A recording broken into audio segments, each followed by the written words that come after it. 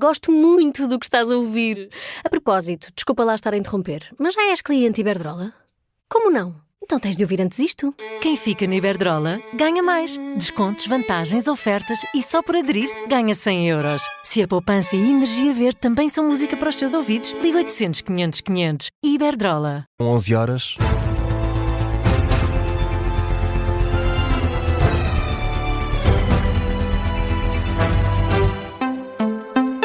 Jornal das 11 na Rádio Observador, com a edição do Miguel Videira. Continuam os trabalhos na 14ª Convenção do Bloco de Esquerda. Mais logo, depois da 1 da tarde, José Manuel Pureza vai discursar como futuro coordenador do partido. Mas para já, Miguel, continuam a ser discutidas as várias moções setoriais. Sim, tem sido assim desde a noite de ontem. E à margem desta discussão estão a ser votados os órgãos nacionais, a escolha dos diferentes representantes dos diferentes órgãos nacionais do partido.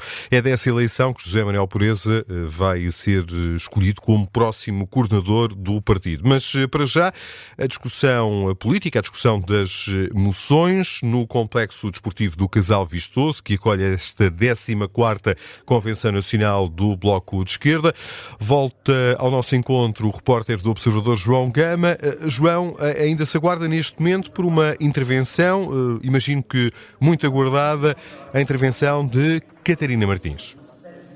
E até lá as intervenções somam-se no palco principal do pavilhão desportivo do Casal Vistoso. Temos ouvido um pouco de tudo, várias palavras de encorajamento para José Manuel Pureza, abraços vigorosos dos seus apoiantes e também alguns avisos por parte da oposição interna, como o facto de não haver soluções mágicas para o futuro do Bloco de Esquerda. Aliás, este foi um dos temas da discussão de ontem, as críticas à forma de atuar da atual direção, que vai ser reconduzida hoje com uma grande diferença a liderança de José Manuel Pureza. Ouvimos vários militantes do Bloco de Esquerda a subir ao palco principal a avisar, por exemplo, que a construção de qualquer movimento depende de quem o integra, uma crítica direta à atual direção, e que não vale apenas reconhecer que houve erros, mas que é preciso também reconhecer que há quem para ele já tenha apontado no passado. São palavras do delegado eleito do Bloco de Esquerda no Porto, Duarte Graça, mas também críticas, por exemplo, à uniformidade.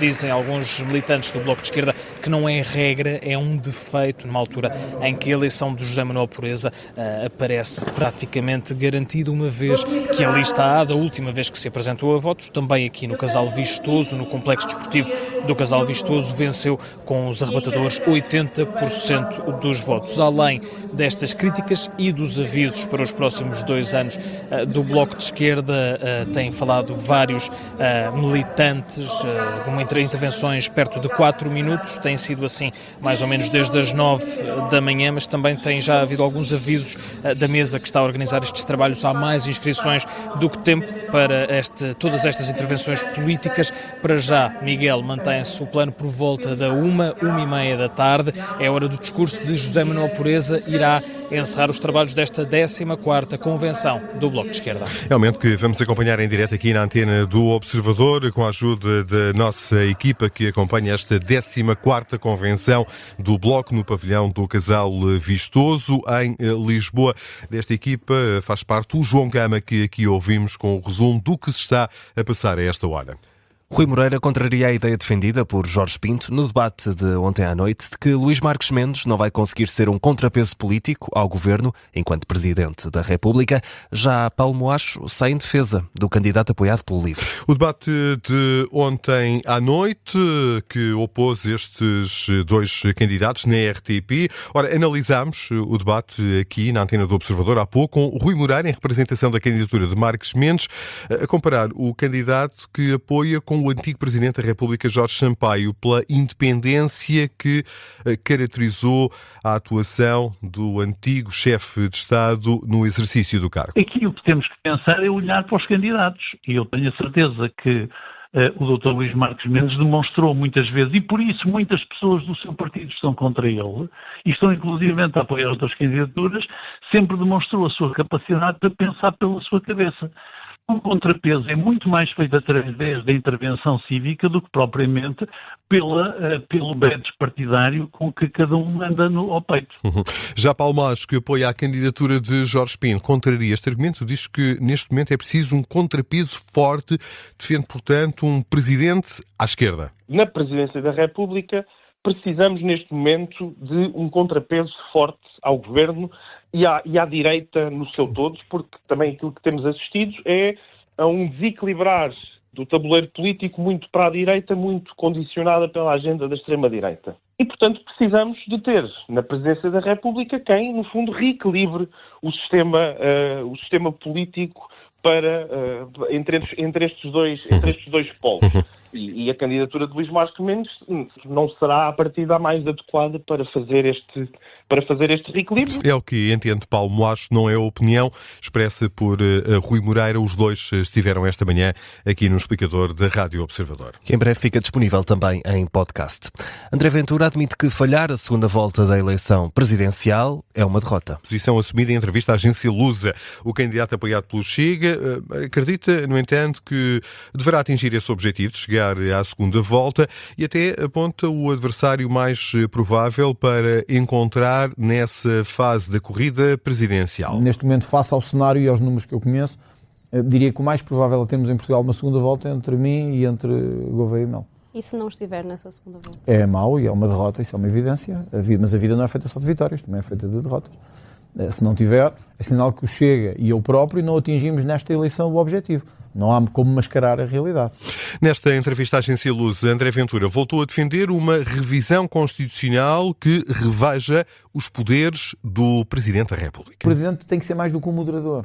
O Presidente tem que ser um ator político decisivo porque tem uma legitimidade política decisiva. O Presidente não deve estar a misturar a sua ação com a do Governo. Portanto, o Presidente não deve estar a ser um bloqueio, nem uma marioneta, nem uma muleta do Governo. Não deve ser nenhuma destas coisas. Mas deve ter os poderes, na minha perspectiva, mais especificados do ponto de vista do controle, do escrutínio, da fiscalização, da decisão, para que saibamos claramente em que águas se move o Presidente da República. Isso hoje não é absolutamente claro. Nesta entrevista à Luz, o candidato presidencial, André Ventura, disse ainda que tem Ramalhianos, antigo Presidente da República, e Giorgia Meloni, Primeira-Ministra italiana, como exemplos de liderança. E Miguel, subiu para 6 o número de vítimas mortais após um acidente de viação junto à Embaixada dos Estados Unidos, em Lisboa. Sim, há mais uma vítima mortal. O acidente ocorreu por volta das 4 da manhã. Um despiste na Avenida das Forças Armadas. O automóvel incendiou-se depois do embate. O número inicial apontou para um total de 4 vítimas mortais. Subiu, entretanto, para 5 e agora a última informação dá conta de 6 mortos. O alerta às autoridades foi dado por funcionários da Embaixada dos Estados Unidos. No local estão presentes elementos de várias forças da Proteção Civil, Sapadores de Lisboa, PSP, INEM, Instituto de Medicina Legal. Ainda não se conhecem as causas deste acidente. 11h08, já seguirá novo episódio de Português Suave com o Marco Neves. Antes, Miguel, que outras notícias estão em destaque? O Irão condena o anúncio de Donald Trump de encerramento do espaço aéreo da Venezuela, classifica a iniciativa como uma violação flagrante do direito internacional e uma ameaça sem precedentes para a aviação.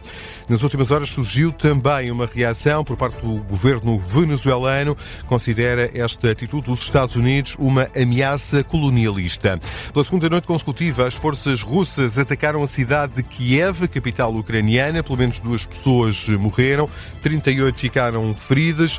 Ataque de Moscou, que acontece no mesmo dia em que o secretário de Estado norte-americano, Marco Rubio, enviado especial dos Estados Unidos, Steve Witkoff, vão encontrar-se com uma delegação ucraniana na Flórida para discutir os detalhes do plano de paz dos Estados Unidos para a Ucrânia.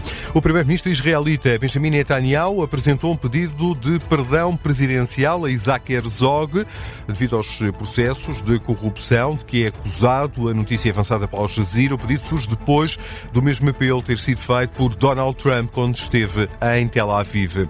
A presidente da Agência para o Desenvolvimento e Coesão defende que a execução do Portugal 2030 vai intensificar-se em 2026, o último ano da execução dos fundos do PRR.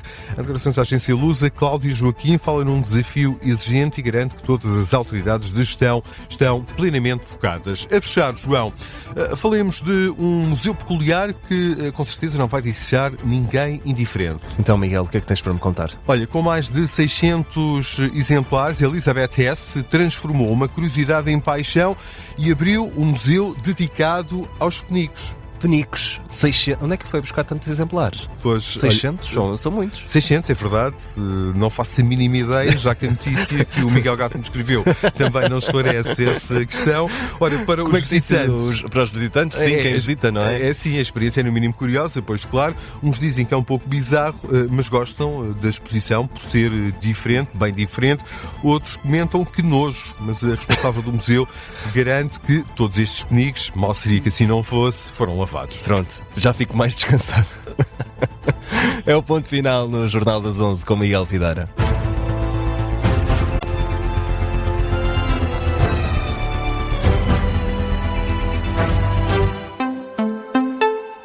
Gosto muito do que estás a ouvir. A propósito, desculpa lá estar a interromper, mas já és cliente Iberdrola? Como não? Então tens de ouvir antes isto. Quem fica na Iberdrola ganha mais. Descontos, vantagens, ofertas e só por aderir ganha 100 euros. Se a poupança e a energia verde também são música para os teus ouvidos, liga 800 500 500. Iberdrola.